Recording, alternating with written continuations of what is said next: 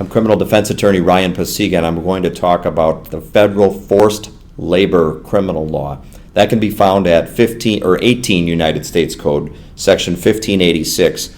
And basically there are four ways that the federal government can allege that you violated the federal forced labor law. And that includes either one-to-one, as in a nanny situation with a family, or all the way up large scale, of course, where you're dealing with employers that hire many types of either migrant workers or even people who are United States citizens and the like, restaurants, factories, things like that. So it can go from one person on up to thousands of employees. And here's what we're dealing with.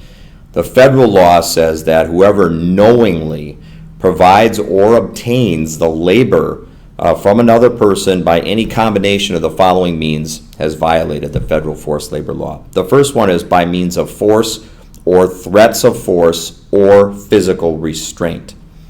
Or a combination of any of those, of course. The second way is by serious harm or threat of serious harm. So not all harm qualifies under the law. It has to be serious harm or threats of serious harm.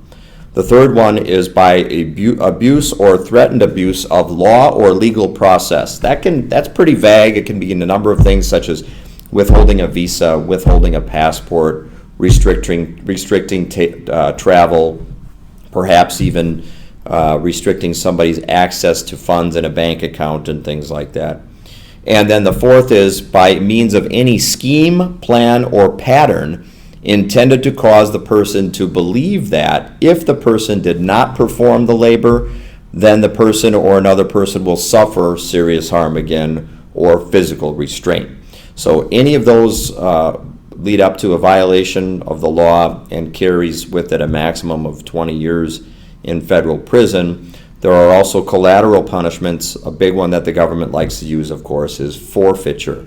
Forfeiture of money, forfeiture of property, forfeiture of a home, forfeiture of automobiles, forfeiture of workplaces, you name it. So the government will go full tilt in sorts of cases like these, and it's important to get a lawyer that's experienced in defending these cases.